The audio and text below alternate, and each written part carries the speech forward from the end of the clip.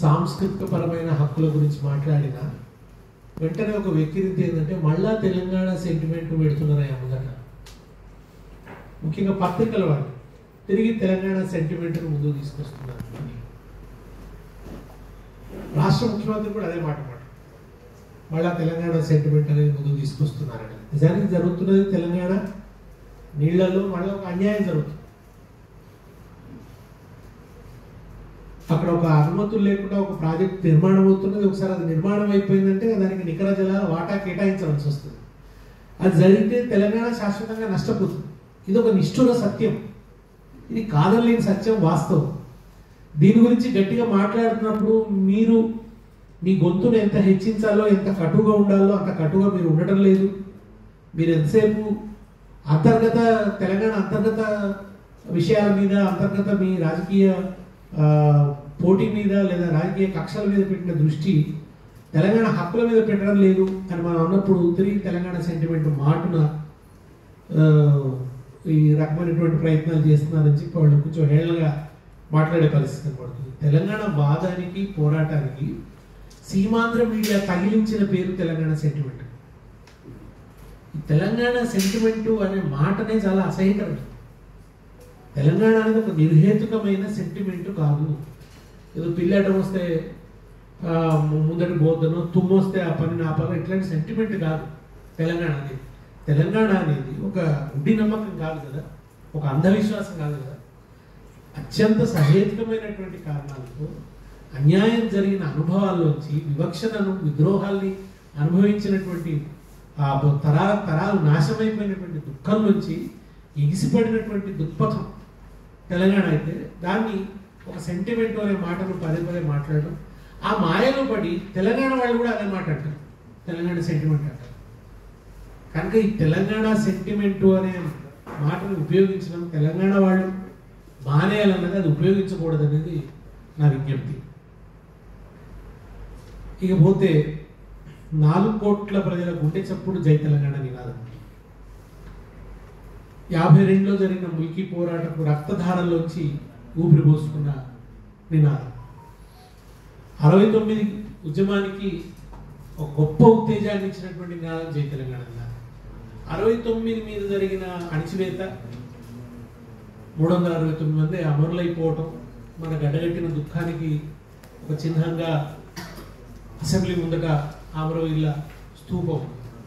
అది మళ్ళీ 97 నుంచి మలిదేశ పోరాటం, 96 నుంచి మలిదేశ పోరాటానికి సంబంధించినటువంటి బీజాలు తెలంగాణ మేధావులు, తెలంగాణ విద్యావంతులు, ఆలోచన పరులు వెదజల్లుతున్నటువంటి నేపథ్యంలో ఒక జయశంకర్ గారు, ఒక కాళోజీ గారు, భూపతి కృష్ణమూర్తి గారు, బిఆర్ జనార్దన్ రావు గారు, సిద్ధారెడ్డి గారు, కె శ్రీనివాస్ గారు, టంక్షి శ్రీనివాస్ గారు, ఇంకా అనేక మందిని, చాలా మందిని కూరుకొని ఇంకా అనేక పేర్లు అనుకోండి, గోరెటెంకన్ లాంటి వాళ్ళు అద్భుతమైన పాటలు రాసి, కాంగ్రెస్రీ లాంటి వాళ్ళు పాటలు రాసి, చాలా మంది చేసి మనం ఈ జై తెలంగాణ నినాదాన్ని తిరిగి దానికి ఒక జవసత్వాలు ఇచ్చాము, అది తిరిగి పునర్జీవం అయ్యేలాగా చేసినాం.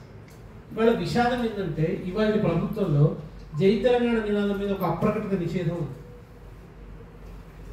ముఖ్యమంత్రి నోరు కాలుతుంది అనుకుంటాడు ఆయన జై తెలంగాణ అంటే, ఆయన జై తెలంగాణ అనడు. విషాదం ఏంటంటే మన మాతృభూమికి మనం జై అనకూడదు, ముఖ్యమంత్రి అనకూడదు. మీరు ఏ రాష్ట్రం కనపండి, జై మహారాష్ట్ర అంటారు, జై కర్ణాటక అంటారు, జై ఒడిషా అంటారు. వాళ్ళ రాష్ట్రాలకు వాళ్ళు జై అనడం అనేది ఒక సగర్వమైనటువంటి విషయం, ఒక ప్రైడ్. కానీ మన రాష్ట్ర ముఖ్యమంత్రికి జై తెలంగాణ అనడం ఇష్టం ఉండదు. రాష్ట్ర ముఖ్యమంత్రి అంటలేడని మంత్రులు అంటలేదు, మంత్రులు అంటలేరని ఆఫీసర్లు అంటలేదు, ఆఫీసర్లు అంటలేరని ప్రభుత్వ యంత్రాంగం అంటలేదు. ఇది అప్రకటితంగా జై తెలంగాణ మీద నిషేధం విధించబడ్డది. ఇంతకంటే తెలంగాణకి అవమానకరమైన పరిస్థితి ఇంకొకటి ఉంటుందని నాకు అనిపిస్తుంది. ప్రభుత్వమే అనకపోతే, ఒకవైపు రేవంత్ రెడ్డి అనకపోయేసరికి దాన్ని బీజేపీ ఎమ్మెల్యే కూడా మనం రాగబెట్టుకున్నాడు. ఆయన ఏమంటాడంటే ఇక జై భారత్ మాత అందాం, ఇంకెన్ని రోజులు జై తెలంగాణ అంటామంటాడు. జై భారత్ మాత అనడానికి ఏం అభ్యంతరం లేదు, ఎవరికి అభ్యంతరం ఉండదు. అందరం భరతమాత పుత్రులం, సగర్వమైన పుత్రులం. భారతీయ వారసత్వానికి అందరం కూడా, అయితే భారతీయ వారసత్వానికి ఎవరు నిర్వచనాలు వాళ్ళకు నేను కూడా, అది వేరే విషయం, వాళ్ళు ఇస్తున్న నిర్వచనం వేరు. కానీ భారతీయ వారసత్వానికి అందరం వారసత్వం భావించేవాళ్ళు. కానీ ఆయన కూడా ఏమంటున్నాడంటే ఇక జై తెలంగాణ మానేయండి అంటున్నాడు. ఇద్దరి స్వరం ఒకటే, జై తెలంగాణ అనేది ఇక మానేయండి. జై తెలంగాణ వాళ్ళకు ఒక అంటగింపుగా, వాళ్ళకు ఒక పంటి కింద రాయిలాగా, కంట్లో నలుసులాగా ఎందుకుంటున్నారు అంటే జై తెలంగాణ అంటే ఉద్యమ చరిత్ర యాదకి వస్తుంది. ఉద్యమ చరిత్ర యాదకి వస్తే ఉద్యమంలో వాళ్ళు నిర్వహించిన పాత్ర గుర్తుకొస్తుంది, లేదా ఇంకా ఇవాళని వాళ్ళని నడిపిస్తున్నటువంటి పైన ఉన్న వాళ్ళెవరో గుర్తుకొస్తుంది. కనుక ఆ జై తెలంగాణ నినాదం చుట్టూ ఉండే ఉద్వేగము, చరిత్ర ఇవన్నీ మరుపుకు గురి కావాలంటే అది అనొద్దు, దాన్ని డిస్కరేజ్ చేయాలి అనేటువంటి ఒక మాయోపాయము, ఒక కుట్ర ఇవాళ అమలవుతుంది. నేను ఇవాళ ఈ రౌండ్ టేబుల్ సమావేశం వేదికగా డిమాండ్ చేసేది, ప్రతి సమావేశంలో ముఖ్యమంత్రి జై తెలంగాణ అనాలి, అని తీరాలి. అనకుంటే తెలంగాణ ప్రజలు నేను క్షమించరు, నువ్వు దీనచరిత్రుడు అవుతావు, తెలంగాణ ప్రజలు దీన్ని సహించరు. ఇవాళ ఇదే బీజేపీ ఎమ్మెల్యే మహారాష్ట్ర వాళ్ళకి చెప్తాడా జై మహారాష్ట్ర అనొద్దు, అక్కడ బీజేపీ ప్రభుత్వం ఉందిగా, మీరు జై మహారాష్ట్ర అనొద్దు, కేవలం జై భారత్ మాత అనాలి తప్ప జై మహారాష్ట్ర అనొద్దు అని చెప్తారా? తంతర పట్టుకుంది మహారాష్ట్ర. కానీ తెలంగాణలో చెప్పగలుగుతున్నారు అన్నమాట. ఎందుకంటే వాళ్ళు ఉన్న ప్రభుత్వానికి తెలంగాణ అస్తిత్వ స్పృహ లేదు కనుక నటిస్తుంది. ఇవాళ ఉన్న ప్రభుత్వం తెలంగాణ అస్తిత్వ స్పృహ ఉన్నట్టు నటిస్తుంది, కొన్ని వ్యూహాత్మకమైన పనులు చేస్తే తప్ప హృదయగతంగా లేదు. ఆయన ఏమంటాడు ఒకసారి, నీళ్లు నిధులు నియామకాలు అనేది తెలంగాణ ప్రజల నినాదం కాదు అంటాడు ముఖ్యమంత్రి. ఇంతకంటే చరిత్రను వక్రీకరించడం ఇంకేమైనా ఉన్నదా? నీళ్లు నిధులు నియామకాలు ఈ మూడు కోణాల్లో తీవ్రమైన దోపిడీ జరిగింది అని జయశంకర్ గారు ఖాయం చేశారు. కేసీఆర్ ఏం ఖాయం చేయలేదని దాన్ని బీఆర్ఎస్ ప్రచారంలో పెట్టి ఉండవచ్చు, టీఆర్ఎస్ ప్రచారంలో పెట్టి ఉండవచ్చు, కానీ దాన్ని ఖాయం చేసింది జయశంకర్ సార్. అది ఎక్కువగా వ్యాప్తిలోకి వచ్చింది జయశంకర్ గారి ఉపన్యాసాలతోనే, ఆయన రచనలతోనే, ఆయన వ్యాసాలతోనే. కానీ దాన్ని ముఖ్యమంత్రి ఏంటంటే ఇది అసలు నినాదమే కాదు, ఇది ఒక కుట్రపూరితమైన నినాదం అని ముఖ్యమంత్రి అసెంబ్లీలో కూడా తెలంగాణ జాతిపిత జయశంకర్ అట్లా కూడా ఏమంటున్నట్లేదు. ఆయన నిజానికి తెలంగాణ ఉద్యమంతో ఉద్వేగపూరిత సంబంధం ఉన్నటువంటి వాళ్ళ పేర్లు ఎక్కువగా తలవటం లేదు. ఆయన కొంచెం జాగ్రత్తగా తెలంగాణ కోసం చేసినట్టు ఉంటుంది, అయితే రైతాంగ పోరాటం నుంచి అట్లాంటి వాటికి ఆయన కొన్ని ప్రస్తావిస్తాడు. కానీ ఆయన వీలైనంత వరకు తెలంగాణ ఉద్యమంలో ఒక వ్యాన్ గార్డ్ లాగా ఉన్నటువంటి వాళ్ళు, ఎలక్ట్రోరల్ మూవ్మెంట్ కూడా ప్రభావితం చేసేటువంటి శక్తివంతులు ఉన్నారు, వాళ్ళ పేర్లు ఆయన కలవకుండానే జాగ్రత్త పడుతున్నాడు. ఆయన ఆ విషయాన్ని చాలా కాన్షియస్గా ఉన్నాడు. ఆయన ఏది కూడా అప్రమత్తంగా చేయట్లేదు, చాలా ప్రమత్తతో వ్యవహరిస్తున్నాడు. చాలా అప్రమత్తతో ఆయన ప్రమత్తతో చేయట్లేదు, చాలా అజాగ్రత్తగా ఏం చేయట్లేదు. ఆయన చాలా కాన్షియస్గానే చేస్తున్నాడు. ఆయన ఈ స్పృహని లేకుండా చేయాలనేది ఒక లాంగ్ టైం, ఒక పెద్ద ప్లాన్తోనే అది జరుగుతూ ఉంది. ఇకపోతే ఆయన వచ్చిన కొత్తలో మనం ఏం చేసిందో మనం చూసినాం. తెలంగాణ కాకతీయ తోరణం గురించి చాలా అవమానకరమైనటువంటి వ్యాఖ్యలు చేశారు. ఎంతసేపు ఒక కుతర్కం ఏంటంటే గత ప్రభుత్వం మీద ఆక్షేపించొద్దని నేను అన్నాను, గత ప్రభుత్వపు తప్పుల్ని ఎత్తిపట్టొద్దని కూడా నేను. అది ఎట్లాగో ఒక ప్రతిపక్షంగా ఉన్నప్పుడు చేసాం, అధికారంలోకి వచ్చిన తర్వాత కూడా చేస్తాం, అది అనేది. కానీ దాంట్లో భాగంగా తెలంగాణ అస్తిత్వాన్ని విఘాతం కలిగించే, చరిత్రను వక్రీకరించే, లేదా చరిత్రకు గుర్తులైనటువంటి వాటిని తృణీకరించే, న్యూనపరిచేటువంటి వాదనలు ముందుకు తీసుకురావడం అనేది మాత్రం చాలా విషాదం. ఆయన కాకతీయ తోరణం గురించి చాలా అవమానకరంగా మాట్లాడారు. అది రాచరిక చిహ్నము అని చెప్పి దాన్ని అసలు లోగోలోంచే తీసేయాలని చెప్పి ఆయన మాట్లాడారు. నిజానికి ఆ లోగో అనేది అది కూడా టీఆర్ఎస్ బుర్రలోనే పుట్టింది కాదు, కేసీఆర్ గారు ఒక్కరు ఒంటరిగా తీసుకున్న నిర్ణయం కాదు. అది ఉద్యమ కాలంలోనే ఫేస్బుక్ మాధ్యమంగా పాపులర్ అయింది. తెలంగాణ రాజముద్ర ఎట్లా ఉండాలి, తెలంగాణ అధికార ముద్ర ఎట్లా ఉండాలనేది ఫేస్బుక్ మాధ్యమంగా అది పాపులర్ అయింది. పాపులర్ అయితే దాన్ని ప్రభుత్వం వచ్చిన తర్వాత తీసుకొని దాంట్లో చార్మినార్ను కూడా చేర్చారు. చార్మినార్ను చేర్చడం వల్ల తెలంగాణలో ఉన్న ఒక మిలీజులీ సంస్కృతి, నిజానికి చార్మినార్ కూడా ఒక కరుణరసత్వమైన ప్రతీక. చార్మినార్ కూడా అది కేవలం రాజుల యొక్క దురహంకార ప్రతీక కాదు, అది ఒక మన హింస ప్రతీక కాదు, ఒక విలాసాలకు సంబంధించినటువంటి ప్రతీక కాదు. అది ఇక్కడ ప్లేగు వ్యాధి వచ్చి చనిపోతే ఆ చనిపోయిన వాళ్ళ స్మృతిలో నిర్మించినటువంటిది. కనుక ఆ చార్మినార్ లోగోలో ఉండటం అనేది అది నిజంగా కూడా చాలా సమంజసమైంది. తర్వాత ఒక సామాజిక వర్గాన్ని మనం విస్మరించడం లేదని వాళ్ళకు ఒక ఆశ్వాసాన్ని ఇచ్చినట్టుగా ఉంటుంది. ఎందుకంటే తెలంగాణ ఉద్యమంలో జరిగింది సకల జనులు కలిసి చేసినటువంటి పోరాటం. అది ఏదో ఒక కులమో ఒక మతమో కొంతమంది చేసిందో కాదు. బహుశా ఏ ఉద్యమంలో రానంత ఐక్యత తెలంగాణ అస్తిత్వ కోణంలో తెలంగాణ ఉద్యమంలో వచ్చింది. కులాలు, మతాలు, సిద్ధాంతాలు, పార్టీలు అనేకం. జయశంకర్ గారి మాటలు చెప్పాలంటే ఆర్ఎస్ఎస్ నుంచి ఆర్ఎస్ దాకా అన్ని భావజాలకు సంబంధించిన వాళ్ళు ఒక దగ్గరికి వచ్చి ఆనాడు జేఏసీ ఏర్పడిందంటే ఆ జేఏసీలో ఒక కమ్యూనిస్ట్ పార్టీ ఉంది, భారతీయ జనతా పార్టీ ఉంది. అన్ని పార్టీలు కూడా జేఏసీ అనే ఒక గొడుగు నీడ కిందకు వచ్చి ఉద్యమం కొనసాగించినటువంటి పరిస్థితి ఉన్నది. అయితే ఆయన చార్మినార్ గురించి కూడా అటువంటి ఒక అందుకని చార్మినార్ పెట్టడం వల్ల ఏమిటంటే ఆ సామాజిక వర్గానికి ఒక మనం సకల జనుల సమ్మె చేసినాం. పలానా మతం సమ్మె, పలానా కులం సమ్మె ఏం చేయలేదు కదా. కనుక తెలంగాణ ఏర్పడిన తర్వాత కూడా అన్ని వర్గాలను విశ్వాసంలోకి తీసుకొని అన్ని వర్గాలకు కూడా ఒక నమ్మకం కలిగిస్తూ వాళ్ళ సంక్షేమానికి ఒక వాగ్దానం చేస్తూ ప్రభుత్వాలు ముందుకు పోవాల్సినటువంటి అవసరం ఉంటుంది. కానీ చార్మినార్ గురించి చేసినటువంటి వ్యాఖ్యలు దాన్ని పొంచి ఉన్న శక్తులు ఎప్పుడెప్పుడు మతపరమైనటువంటి ఉద్రిక్తలు వచ్చినా లేదా ఒక మతం మీద ఒక ప్రత్యేకమైన ఒక దాడి చేయాలని ఆ పొంచి ఉన్న శక్తులు దాన్ని ఆహ్వానించాయి. అవి చార్మినార్ తీసేయాలన్నమాట. అంటే తెలంగాణలో ఉన్న ఒక సహనశీల సంస్కృతికి, ఒక సామరస్య సంస్కృతికి, సహజీవన సంస్కృతికి స్వయంగా ముఖ్యమంత్రి విఘాతం కలిగించే విధంగా చార్మినార్ గురించి ఆయన వ్యాఖ్యానించారు. కాకతీయ తోరణం కూడా చాలా ఆప్ట్ తెలంగాణకి. ఎందుకంటే దాంట్లో ఉండే ఆ 7 కలశాలు సప్తమాతృకలు మన దగ్గర ఉన్న అమ్మతల్లుల ఆరాధనకు చిహ్నం. దాంట్లో ఒకట్లా తల ఎత్తిన మొసలి ఇక్కడి జల సంపదకు సాక్ష్యం. ఆ లతలు తీగలని కూడా గొలుసు చెరువులకు ప్రతీక. కనుక అట్లా తెలంగాణ భూభౌతిక స్థితి, చరిత్ర వీటన్నింటినీ ప్రతిబింబించే విధంగా కాకతీయ తోరణం ఉంది. కాకతీయులు చాలా పెద్ద సామ్రాజ్యం. ఆ సమయంలో ఇరిగేషన్ అద్భుతంగా మన దగ్గర అభివృద్ధి చెందింది. వీటన్నిటి నేపథ్యంలో నుంచి కాకతీయులు అనేది ఆ తోరణం అంటే ఏ రాష్ట్రమైనా తన ప్రాచీనమైనటువంటి శిల్ప సంపదలో నుంచి మనకి ఇంతకుముందు ఆంధ్రప్రదేశ్ ఉన్నప్పుడు కూడా ఫణిగిరి నుంచి తీసుకున్నటువంటి కలశం గుర్తుగా ఉంది. మన శ్రీవిల్లిపుత్తూరు గోపురం తమిళనాడుకు వాటికి వాళ్ళ లోగోలో గుర్తుగా ఉంటుంది. అట్లే కర్ణాటకకు సంబంధించినటువంటిది కూడా అటువంటి ఒక పోయసల రాజుల మన శిల్పాల్లో తీసుకున్నటువంటి మూర్తి ఉంటుంది. ఒక కోణార్కకు సంబంధించింది ఒడిశా వాళ్ళు.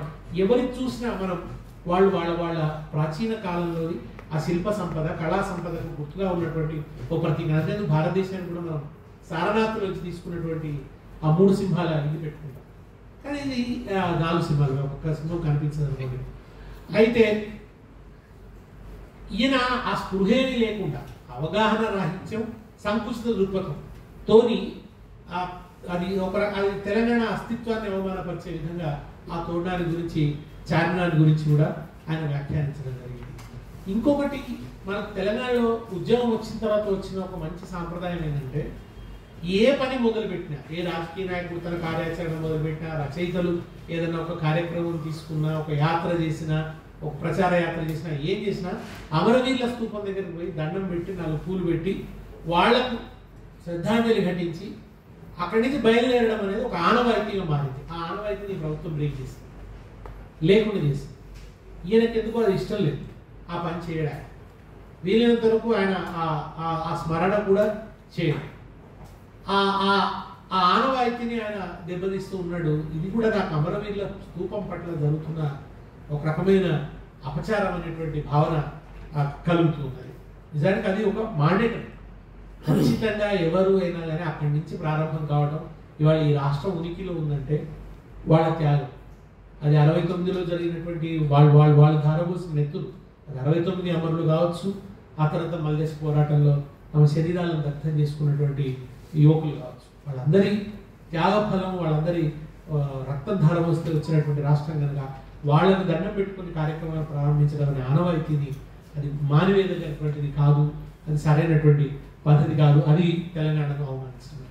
నేను ఇంతకుముందు చెప్పినట్టు ఈ మన చార్మినారు వీటిని ఆయన అవమానించిన తర్వాత జనరల్గా ప్రభుత్వంలో ఎవరైనా వస్తే కాకతీయ తోరణాన్ని మెమెంటోగా ఇస్తారు. చార్మినార్ మెమెంటో ఇస్తాం. ఇప్పుడు సందేహిస్తున్నారు గవర్నమెంట్లో ఇవ్వద్దా అంటే దాని పట్ల ఒక అవగాహనకరమైన దృక్పథం ఏర్పడ్డదనమాట. చార్మినార్ పట్ల, కాకతీయ తోరణం పట్ల. అది అది అది ఇస్తే ఎట్లా? ఊళ్ళల్లో అక్కడ పట్టించుకోవట్లేదు, ఏదో వరంగల్లో అక్కడ పట్టించుకోవట్లేదు, కానీ హైదరాబాద్ ఆఫీసులలో కాకతీయ తోరణం ఇవ్వాలంటే అనుమానించే పరిస్థితి వచ్చింది. మనం అది ఇవాళ వద్దా అని చెప్పి. ఇది ఇంతకుముందు మిత్రులు కూడా పేర్కొన్నారు, తెలంగాణ తల్లి రూపం మార్చడం అనేది ఒక అవాంఛనీయమైనటువంటి ఒక ప్రహసనం, అనవసరమైన ప్రహసనాన్ని ఆయన ముందుకు తీసుకొచ్చారు. నిజానికి ఏ ప్రజలు డిమాండ్ చేయలేదు, ఎక్కడి నుంచి ఆ డిమాండ్ రాలేదు. తెలంగాణ తల్లి రూపం మార్చాలని ప్రజల నుంచి వచ్చినాడు. కేవలం ఒక ప్రతీకార ఇచ్చల నుంచి ఆ పనిచేసింది. గతంలో కేసీఆర్ హయాంలో వాటికి ప్రతిష్ట జరిగింది కనుక ఉద్యమ కాలంలో అది ఉండకూడదు, అది ఉంటే కేసీఆర్ గుర్తొస్తాడు అనే ఒక సంకుచితమైనటువంటి ఆలోచన. కేసీఆర్ ఒక మాధ్యమంగా తెలంగాణ తల్లి రూపం చిత్రించబడవచ్చు, అది ప్రతిష్ఠించబడవచ్చు, కానీ ప్రజలు ఏం చేసుకున్నారు? ప్రజలు దాన్ని తమ భూభౌతిక స్వరూపంగా, తమ సాంస్కృతిక స్వరూపంగా ప్రజలు స్వీకరించారు. అసలు మనం అనేక సభలు జరిగితే, మన తెలంగాణ ఉద్యమ సభలు జరిగినప్పుడు ప్రతి సభలో వెనుక తెలంగాణ తల్లి బొమ్మ, అమరవీరుల స్తూపం ఉండేది. మనం ఆ విగ్రహాలను నిలబెట్టుకొని, మన వేదికల మీద విగ్రహాలు నిలబెట్టుకొని సభలు జరిగినాయి. నిజామాబాద్ వేదిక జరిగిన అనేక సభలలో తెలంగాణ తల్లి ఫోటో ఉండేది. కనుక ఆ ఫోటో వచ్చిన తర్వాత అది పెట్టడం అనేది ఒక అందరూ ప్రజలందరికీ అనేక సంఘాలు చేసినటువంటి ఉపాధ్యాయ సంఘాలు, ఉద్యోగ సంఘాలు ఎవరు సభలు పెట్టినా కానీ ఆ తల్లిని పెట్టుకునేది. ఇవాళ ఆయన అర్జెంట్గా వచ్చి ఆ తల్లిని మార్చేయాలని అన్నాడు. ఆ తల్లిని మార్చేస్తే జరిగేది ఏంటంటే, ఆ తెలంగాణ తల్లి స్వరూపం ఉద్యమంలోంచి వచ్చింది, ఉద్యమ సందర్భంలోంచి వచ్చింది. ఆ ఉద్యమ జ్ఞాపకాలన్నింటితో కూడా దానికి సంబంధం ఉంది, అనుబంధం ఉంది, ఆ చాలు ఉంది దాని వెంట.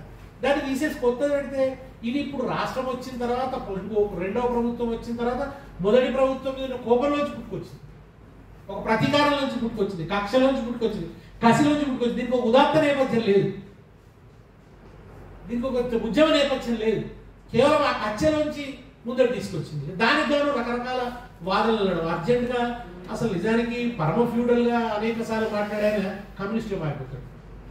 కమ్యూనిస్టులు మారిపోయి వడ్డాణాలు ఎందుకు అడ్డాడు, వడ్డాణాలు ఉంటే చాలా ధనికులకు సంబంధించిన ఇది అని చెప్పి మాట్లాడతాడు. దాశరథి తెలంగాణ తల్లి గురించి పద్యం రాస్తూ, ఎల్లోరా గుహలందున పల్లవించి 1000 స్తంభాల గుడిలోన నిరులు కూచి శిల్పి ఉలిముక్కులో వికసించినట్టి నా తెలంగాణ కోటి అందాల జాడ అన్నాడు. శిల్పి ఉలిముక్కులో వికసించిన తెలంగాణ తల్లి ఆభరణాలు లేకుండా ఉంటుందా? ఒక కాకతీయ శిల్పం వల్లే ఉంటుంది కదా, ఒక ఎల్లోరా శిల్పం వల్లే ఉంటుంది కదా. అలా వడ్డాణం ఉండడానికి చాలా తప్పుపట్టి మాట్లాడారు. వడ్డాణం ఉంటే అదేదో నేరం అన్నట్టు, అదేదో సంస్కృతికి వ్యతిరేకం అన్నట్టుగా ఆయన మాట్లాడాడు. అది చాలా మంది ఏంటంటే అది పై వర్గాల సంస్కృతి మాత్రమే. బతుకమ్మ పాటల్లో ఉంటుంది, ఘనమైన కొన్న పువ్వే గౌరమ్మ గజ్జల వడ్డాణమే ఉంటుంది. జానపదుల పాటలలో కూడా వడ్డాణం ఉంది. జానపద స్త్రీలు, నిరక్షరాస్యులైన స్త్రీలు, అట్టడుగు వర్గాల స్త్రీలు పాడిన పాటలలో కూడా వడ్డాణం ఉంది. పేదరికం అనేది దానికదే ఆరాధనీయమైన వస్తువు కాదు, ఒక అధిగమించాల్సిన అంశం అది. కానీ దాన్ని ఆరాధనించాలి, దాన్ని గ్లోరిఫై చేయాలనేది అది ఏ రకం వాదనను. అట్లా ఆయన అనవసరమైనటువంటి ఒక ప్రశ్నాన్ని ముందుకు తీసుకొచ్చి గాయపరిచాడు. దాంట్లో ఎక్కువ జరిగిందంటే బతుకమ్మ తీసేది, తెలంగాణ తల్లి చేతిలోంచి బతుకమ్మ తీసేది. బతుకమ్మ అనేది తెలంగాణకు మాత్రమే ప్రత్యేకమైన యూనిక్ సింబల్. దాన్ని తీసేయడం అనేది చాలా హత్య చేసింది అందరినీ. అసలు బతుకమ్మ పట్ల చాలా ఒక ఆయన అపచారం చేసినట్టు అయింది, అవమానం చేసినట్టుగా అయింది. అది తట్టుకోలేకపోయారు. ఎందుకంటే బతుకమ్మ మనకు ఒక బాగా మనందరం కూడా ఎక్కువ దాని పట్ల చాలా ఆత్మీయత ఉంది మనకు ఆ పండుగ పట్ల. అది మాత్రమే కాకుండా మొదటిసారి బతుకమ్మ పండుగ జరిగిన తీరులో కూడా ప్రభుత్వం వైపు నుంచి అంత ఉత్సాహం లేదు, అంత పట్టింపు లేదు, అంత ప్రాధాన్యత లేదు. అందువల్ల ఆ నిరుత్సాహం కూడా కనబడ్డది. బతుకమ్మకు చీరలు పంపిణీ చేసేది ప్రభుత్వం, దాన్ని ఈయన మానేశారు, అది చేయకుండా ఆపేశారు. ఆ రకంగా ఆయనకు అంటే బతుకమ్మ అంటే అది కూడా ఏదో కేసీఆర్ సంబంధించిన విషయం. అంటే ప్రతి తెలంగాణ ఉద్యమంలోంచి వచ్చిన డిమాండ్స్ అన్ని కేసీఆర్ సంబంధించినవి అంటుంటాడు. ఇది ఓ వైపరీత్యం అనమాట. అది నిజంగా బతుకమ్మ ఒక కేసీఆర్ సంబంధించిందా? బతుకమ్మ ఎన్ని వేల సంవత్సరాలుగా తెలంగాణ ప్రజలు చేసుకున్నటువంటి పండుగ. ఆ పండుగ మీద కూడా ఒక రకమైనటువంటి తక్కువ దృష్టి ఆయనకు ఉన్నది. అందుకని ఆయన దాన్ని కూడా కొంత నిర్లక్ష్యం చేస్తున్నటువంటి పరిస్థితి ఉన్నది. అది ఆయన ఇంకా 3 చీరలు ఇవ్వాలని కూడా ఎలక్షన్ల ముందు మాట్లాడిండు. ఇస్తే మంచిది. ఇంకా నాణ్యమైన చీరలు ఇవ్వాలన్నాడు. ఇస్తే మంచిది. అట్లాంటి చీరలు.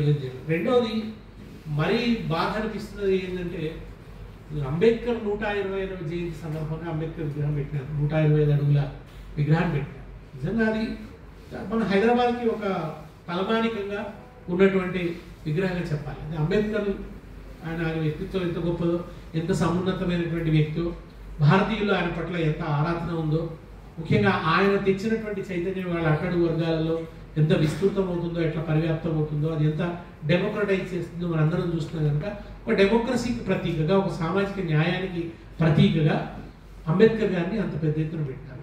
ప్రభుత్వాలు వస్తుంటాయి, విగ్రహాలు పెడుతుంటాయి. కానీ ఒక ప్రభుత్వం పెట్టిన విగ్రహాన్ని తర్వాత వచ్చినటువంటి ప్రభుత్వం పూర్తిగా నిరాదరణ, అది అంబేద్కర్ లాంటి విగ్రహాలు పూర్తిగా నిరాదరణ చేయటం, దాన్ని అసలు పట్టించుకోకపోవడం ఇవాళ ఎంత విషాదం అంటే దూర ప్రాంతాల నుంచి సందర్శకులు అంబేద్కర్ చూడడానికి వస్తున్నారు. వస్తే తాళం తీస్తుంది, ఆ గేట్ తాళం తీస్తుంది. వాళ్ళు బయట నుంచి చూసి అసంతృప్తితో వెళ్ళిపోతున్నారు. తర్వాత అంబేద్కర్ చుట్టూ చెత్తా చెదారం పెరుగుతుంది. దాన్ని తీసిన వాళ్ళు కేసీఆర్ మీద కోపం అంబేద్కర్ మీద నిరాదరణగా మారితే ఎట్లా, అంబేద్కర్ విగ్రహం మీద నిరాదరణగా మారితే ఎట్లా అంటే రాజకీయ సంకుచితత్వాలు, రాజకీయ దురుద్దేశాలు అవి మొత్తంగా ఒక భారతదేశానికి సంబంధించిన ఒక అత్యున్నతమైన ఒక ఐకాన్ మీద, ఒక పర్సనాలిటీ మీద, ఒక జాతీయ మూర్తి మీద ఇటువంటి వైఖరిని ప్రభుత్వం ప్రదర్శించడం, దీని గురించి ప్రశ్నే లేకపోవడం, అదేదో కేసీఆర్ సంబంధించిన విషయం, టీఆర్ఎస్కి సంబంధించిన విషయం అన్నట్టు మిగతా వాళ్ళు కూడా అనుకోవడం కూడా అది చాలా సరైనటువంటిది కాదు. ఆ అంబేద్కర్ విగ్రహానికి సంబంధించిన తాళం తీయాలి, సందర్శకులను అనుమతించాలి. అంతేకాకుండా అక్కడ ఒక గ్యాలరీ ఉంది, ఒక హాల్ ఉంది ఆ అంబేద్కర్ విగ్రహంతో పాటు. దాన్ని వినియోగం లేదు. అక్కడ అంబేద్కర్కి సంబంధించినటువంటి ఆయన స్మృతులు, ఆయన పుస్తకాలు, ఆయన జీవిత చరిత్రకు సంబంధించిన ఫోటోలు, వీటన్నింటినీ కూడా పెట్టి అది ఎవరు టూరిస్టులు ఇక్కడికి వచ్చినా కానీ చూసేటువంటి ఒక ప్రాంతంగా దాన్ని మార్చాల్సింది పోయి దాన్ని పూర్తిగా నిరాదరణకు గురి చేసి మూలగొడేసి నిరుపయోగంగా మార్చినారు. పార్లమెంట్ ఆకారంలో ఉంటుంది ఆ హాల్. ఎందుకంటే ఆయన రాజ్యాంగం రచించారు కనుక పార్లమెంట్ ఆకారంలో దాన్ని పెట్టడం జరిగింది. తర్వాత మీకు అమరజ్యోతి ఉంది, అది అమరవీరుల స్మృతిలో నిర్మించినటువంటిది. అది నిర్మించిన తర్వాత గత ప్రభుత్వం కొంత తొందరగా నిర్ణయం తీసుకోలేదు. అట్లా చరిత్రకు సంబంధించిన, అమరులకు సంబంధించిన ఆ సింబల్స్ అన్నింటినీ కూడా చేయవలసి ఉంది. అది చేద్దామనుకున్న సరే ప్రభుత్వం పోయింది. ఇప్పుడు వచ్చిన ప్రభుత్వం గొప్ప అవకాశం వచ్చింది. ఆ దాంట్లో కూడా గొప్ప హాల్ ఉంది. ఆ అమరజ్యోతిలో కూడా ఒక మంచి హాల్ ఉంది, ఒక రవీంద్ర భారతి అంత పెద్ద హాల్ ఉంది. అది ఆ హాల్లో సభలు జరిగితే ఎక్కడ జరుగుతున్నాయి సభలు అంటే అమరుల స్మృతి మందిరంలో జరుగుతున్నాయి, అమరజ్యోతిలో జరుగుతున్నాయి అని చెప్పి రోజు అమరులు మన నోళ్లలో నానుతారు. దాన్ని కూడా తాళం వేసి ఇబ్బంది పెట్టినారు. దాన్ని అసలు తెరవనే తెలుస్తలేదు. దాంట్లో కూడా ఒక కమిటీ వేయచ్చు, వాళ్ళు మీకు ఇష్టమైన వ్యక్తులతోనే వేయండి, మీకు నచ్చిన వాళ్ళతోనే వేయండి. ఒక కమిటీ వేసి దాంట్లో తెలంగాణ చరిత్ర ప్రతిబింబించే విధంగా, అక్కడికి ఎవరైనా ఒక టూరిస్ట్ వస్తే అక్కడికి పోయి దాన్ని చూస్తే తెలంగాణ చరిత్ర తెలియజేసే విధంగా, తెలంగాణ మహోన్నతులైన మూర్తులు, వైతాళికులు వాళ్ళు తెలిసే విధంగా, తెలంగాణ అమరులు వాళ్ళు చేసిన త్యాగం, వాళ్ళ వివరాలని తెలిసే విధంగా ఎగ్జిబిషన్ కనుక దాంట్లో పెడితే అది వినియోగంలోకి వస్తుంది. అది కూడా కేసీఆర్ నిర్మించిందని చెప్పి దాన్ని కూడా పక్కన, అంటే కాళేశ్వరం దగ్గర నుంచి అమరజ్యోతి దాకా ఒకటే పాలసీ. అది ఆయన నిర్మించాడన్నా పడవ పెట్టాలి, అది పడవ పెట్టి పనికిరాదని ముద్ర వేయాలి, దాని చుట్టూ ఏదో ఒక ప్రచారాలను అల్లాలి. ఇది చాలా విషాదం. అది కనుక దాన్ని కూడా వెంటనే వినియోగం తేవాలని చెప్పి నేను డిమాండ్ చేస్తున్నాను. ఇంకొకటి, అందరం కూడా చాలా ప్రేమాస్పదుడు, మనందరం ఆయన చేత ఆయన ప్రభావానికి గురైనాం. మనమనే కాదు, ఆయన మొత్తం ప్రపంచంలోనే ప్రత్యామ్నాయ కళకు, ప్రజా కళకు ప్రతీకగా నిలిచిన వాడు గద్దర్. గద్దర్ అంటేనే మనకు వ్యాపార కళలకు, వెకిలి కళలకు, వికృతమైనటువంటి సంస్కృతికి ఎదురొడ్డినటువంటి ఒక అద్భుతమైనటువంటి కళామూర్తిగా మన హృదయాలలో ఆయన నిలిచిపోయాడు. అది నిజానికి మన తెలంగాణకే సాధ్యమైన ఒక అద్భుతమైనటువంటి చరిత్ర. అట్టడుగు ప్రజలు, జీతగాళ్ళు, వాళ్ళకి సంబంధించినటువంటి పలుకుబడులను, వాళ్ళ రాజకీయాలను, వాళ్ళ ఆకాంక్షలను సాహిత్యంలోకి ఆయన తీసుకొచ్చాడు. ఒక ప్రత్యామ్నాయ సాహిత్యాన్ని సృష్టించాడు. గద్దర్ కళా ప్రదర్శన చూస్తే అది వ్యాపారమయమైపోయి క్రైము, సెక్సు, వీటితో నిండినటువంటి, వైలెన్స్తో నిండినటువంటి తెలుగు సినిమా సృష్టిస్తున్న దుర్మార్గ భావజాలానికి విరుద్ధంగా సాగిన ఒక అద్భుత కళా ఉద్యమం గద్దర్ చేసినటువంటి ఉద్యమం. ఆయన ప్రదర్శనల్లో కూడా ఆయన సినిమాల గురించి చాలా వ్యతిరేకంగా మాట్లాడాడు. సినిమా పాటలు ఎట్లా ఉంటాయని చెప్పి వెక్కిరించేవాడు, ఆయన హేళన చేసేవాడు. అవి కాదు పాటలు, ఆ పాటలలో ఈ చైతన్యం నింపాలి, ఇదిగో ఈ ప్రతిఘటన చైతన్యం నింపాలి, ఈ ప్రజా సంస్కృతిని నింపాలి అని ఆయన చేసినంత ప్రజల నుంచి పాటలు తీసుకోవాలి, తిరిగి ప్రజల పరం చేయాలి, దాంట్లో ప్రజాస్వామిక సంస్కృతిని ఆ పాటలలో పెట్టాలని ఆయన ప్రయత్నం చేస్తే దానికి పూర్తి విరుద్ధంగా, గద్దర్ ఆశయాలకు పూర్తి విరుద్ధంగా సినిమా వాళ్ళకు గద్దర్ గారికి అవార్డు ఇస్తారు. అవి కూడా ఏం సినిమాలు అని అంటే అవి చాలా వికృతమైనటువంటి సినిమాలు, వాటిలో ఏ విలువలు లేనటువంటి సినిమాలు. విలువలు లేని సినిమాలే కాకుండా తెలంగాణ చరిత్రనికి, దాని మతతత్వాన్ని ఆపాదిస్తూ, ఆ చరిత్ర ఉండే గౌరవాన్ని భంగపరుస్తూ తీసిన రజాకార్ అనే సినిమాకు గద్దర్ అవార్డు ఇస్తే ఎట్లా? దీన్ని ఎట్లా భరిస్తుంది తెలంగాణ సమాజం? అందులోనూ ఇక్కడ కమ్యూనిస్ట్ పోరాటాలు ఇవాళ బహుశా అది మళ్ళీ కమ్యూనిస్టులతో భాగస్వామ్యం పంచుకుంటున్న ప్రభుత్వం, మిత్రపక్షాలుగా కమ్యూనిస్టులు ఉన్న ప్రభుత్వము రజాకార్ సినిమాకి అవార్డు ఇచ్చింది. ఆ అవార్డు ఇస్తే అసలు ఎంతకంటే ఇంకా గద్దర్కు అవమానం ఇంకొకటి లేదు. అది గద్దర్ వ్యక్తిత్వ హననం. గద్దర్ వ్యక్తిత్వ హననం దాని ద్వారా జరిగిన తర్వాత ఇంకా ఆ ప్రోగ్రాంలో ఏం పాటలు పాడినో యోయోకు రమ్మంటాడు, లేదా పాడితే ఇలా పడుతుంది, లేకపోతే తిరుగుతుంది లాంటి పాటలు ముఖ్యమంత్రుల ముందు, ఉప ముఖ్యమంత్రుల ముందు, వీళ్ళ ముందు పాడితే ఒక వెకిలి సంస్కృతిని, వికృత సంస్కృతిని, స్త్రీల పట్ల చాలా నీచమైన అభిప్రాయాలు ఉండేటువంటి పాటల్ని గవర్నమెంట్ ఎండార్స్ చేస్తే ఎట్లా? గవర్నమెంట్ వేదికల నుంచి అసలు మనకెందుకు సినిమా? మన దగ్గర సినిమానే లేదు, తెలంగాణ సినిమానే ఇంకా రూపొందలేదు, తెలంగాణకు ఒక సినిమా రంగమే వికసించలేదు.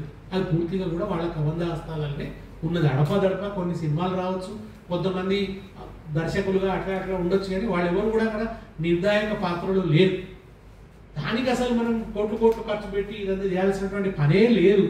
దానికి గద్దర్ పేరు పెట్టడం ఇంకొక సమస్య. నిజంగా గద్దర్ను గౌరవించదలుచుకుంటే గద్దర్ పేరు మీద ఒక అద్భుతమైనటువంటి ఒక స్మృతి కేంద్రాన్ని నిర్మించాలి, ఆయన చరిత్రనంతా దాంట్లో ప్రతిష్ఠించాలి, ఆయన గొంగడిని, ఆయన గజ్జలను వాటన్నింటినీ కూడా అక్కడ పెట్టాలి.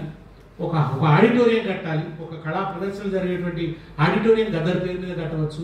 ఒక తీజన్ భాయ్నో లేకుంటే మన ఒక వివిధ భారతదేశ వ్యాప్తంగా ప్రజా కళలతో అద్భుతమైన ప్రదర్శనలు ఇస్తున్న వాళ్ళు ఎవరున్నారో, ఒక ప్రత్యామ్నాయ సంస్కృతి నిర్మిస్తున్న గొప్ప కవులు ఉన్నారు, ఒక జ్ఞానపీఠ స్థాయి ఒక అవార్డును గద్దర్ పేరు మీద పెట్టి ప్రతిసారి ఇస్తే, గద్దర్ పేరు మీద ఒక ప్రజా కళల ఉత్సవం చేస్తే, ఒక జానపద ఉత్సవం చేస్తే, ఒక తెలంగాణ గీతాల ఉత్సవం చేస్తే అది నిజమైన నివాళి అవుతుంది తప్ప ఈ యోయోకు రమ్మంటాడు లాంటి పాటలు పెట్టి అక్కడ గద్దర్ పేరును పెట్టడం అనేది చాలా నిజంగా కూడా అది ఆయన వ్యక్తిత్వానికి చాలా భంగకరమైనటువంటి విషయం. కనుక ఇక ముందు ఆయన పేరు మీద జరిగే కార్యక్రమాలలో అటువంటి అవాంఛనీయమైన, వికృతమైనటువంటి పరిణామాలు చోటు చేసుకోవద్దని గద్దర్ అభిమానిగా నేను కోరుకుంటున్నాను. ఇక సరే, ప్రపంచ తెలుగు మహాసభలు గతంలో టీఆర్ఎస్ ప్రభుత్వం పెట్టినప్పుడే నిజానికి ప్రభుత్వాలు సాహిత్య సభలు పెడితే వ్యతిరేకించమని మన దగ్గర వామపక్షాలు అవి చాలాసార్లు చేస్తుంటారా, అవి జరిగినాయి చాలా. కానీ ఈసారి ప్రపంచ సుందరిమణి పోటీ, కానీ నిజానికి రావాల్సిన వ్యతిరేకత రాలేదు. నాకు చాలా కొంత వైచిత్రిగా అనిపించింది. అంతే కాకుండా అందాల పోటీలో ఏం జరిగింది అనేది ఇంగ్లాండ్ కంటెస్టెంట్ చెప్పింది ఏ రకమైన సంస్కృతి ఉంది అని. అంటే లైంగిక వేధింపులు జరిగినాయి, మమ్మల్ని ఒక ప్రాస్టిట్యూట్స్ లాగా చూసినారు అని ఆమె ఇంగ్లాండ్కి వెళ్ళి అక్కడ ప్రెస్ మీట్ పెట్టి చెప్పింది. ఇది తెలంగాణ ప్రతిష్టను మసకబార్చేటువంటి విషయం కాదా? ఒక ముఖ్యమంత్రి తను ఇమేజ్ తెచ్చుకోవాలి అని అనుకుంటే ఆయన ప్రజలకు సంబంధించినటువంటి ఒక గొప్ప ఉపయోగమైనటువంటి పని ఏదైనా చేయొచ్చు, ప్రజల హృదయాల్లో చిరస్థాయిగా నిలిచిపోయే ఒక కావచ్చు. కానీ నాకు ప్రపంచవ్యాప్తంగా ఇమేజ్ రావాలంటే ప్రపంచ సుందరి మండల పోటీలు పెడతానని ఆలోచించే ఆలోచన అది ఏ రకమైనటువంటి ఆలోచన అనేది కూడా నిజానికి కొంచెం మనందరం ఎందుకంటే ఒక ఒక ఒక సంస్కారవంతమైనటువంటి ఒక ఉద్యమ నేపథ్యాల నుంచి వచ్చిన వాళ్ళం కనుక అది కూడా చాలా తీవ్రమైనటువంటి ఆక్షేపణీయమైనటువంటి విషయం. ఈ రకంగా అటు నీళ్ళకు సంబంధించి సంస్కృతికి సంబంధించి చాలా ప్రతీకాత్మకమైనటువంటి అంశాలు చోటు చేసుకున్నాయి కనుక వీటన్నిటి పట్ల తెలంగాణ ఒక పత్రికలో వచ్చిన సంపాదకీయం అంటే తెలంగాణ ఫార్మేషన్ డేని ఉద్వేగంగా ప్రతిబింబించిన ఒక సంపాదకీయం. దానివల్ల ఏంటంటే పిల్లలకి సంపాదకీయం గురించి తెలుస్తుంది. తర్వాత ఆ ఫార్మేషన్ డే అంటే ప్రజల మానసికత, ఆ ఆనందం ఇదంతా కూడా చదువుకునే పిల్లలకు అర్థమవుతుందని ఆ పాఠం పెడితే ఆ పాఠం తీసేశారు. సిలబస్ మార్చే హక్కు ప్రభుత్వానికి ఉంటుంది, కానీ ఆ పాఠం తీసేయడం అనేది నిజంగా అంటే ఆ ఘటనను తెలియజేసేటువంటి ఆ ఫార్మేషన్ డే యొక్క ఇది తెలియజేసేది దాన్ని తీసేశారు. అట్లనే ఇంతకుముందు సాధించినట్టు పాత పుస్తకాలు ఉంటే పాత పుస్తకాల్లో ఆ ముఖ్యమంత్రి వేసిన కాలంలో వేసిన పుస్తకాలు ఆ ముఖ్యమంత్రి ఫోటోతో ఉంటాయి, ఈ ముఖ్యమంత్రి కాలంలో వేసిన పుస్తకాలు ఈ ముఖ్యమంత్రి ఫోటోలతో ఉంటాయి. ఆ పాత వాటిలో నుంచి కూడా ఫోటోలు తీయించడం అనేది మరీ చాలా చిన్న చిల్లర చేష్ట, చీప్ వ్యవహారం అది. అవి కూడా ఈ ప్రభుత్వంలో చోటు చేసుకున్నాయి. కనుక వీటన్నిటికీ భిన్నంగా ఈ ప్రభుత్వం నడుచుకోవాల్సి ఉంది, హుందాగా నడుచుకోవాల్సి ఉంది, తెలంగాణ గౌరవం ఇనుమడింపజేసే విధంగా నడుచుకోవాల్సి ఉంది, సంస్కారవంతంగా నడుచుకోవాల్సి ఉంది. ఎందుకంటే ప్రధాన బాధ్యత నిర్వహిస్తున్నవాడు, ప్రధాన పీఠం మీద ఉన్నవాడు కొంత ఆదర్శంగా ఉండాలి. ఇదివరకు పలానా వాళ్ళు ఇట్లున్నారు ఇంట్లో అన్నాడు వాదించిన కూడా తప్పే. కనుక ఆ రకమైనటువంటి పద్ధతి సరికాదు. తెలంగాణ అస్తిత్వం గౌరవాన్ని ఇనుమడింపజేసే విధమైన అవగాహనతో ఈ అవగాహన పెంచుకోవాలి ఇప్పుడు ఉన్నటువంటి ప్రభుత్వం అని చెప్పి తెలియజేస్తూ ఇంకా చాలా అంశాలు చాలా ఉన్నాయి, చాలా కోణాలు మాట్లాడుతూ ఇంకా వక్తలు మాట్లాడుతున్నాం. నమస్కారం.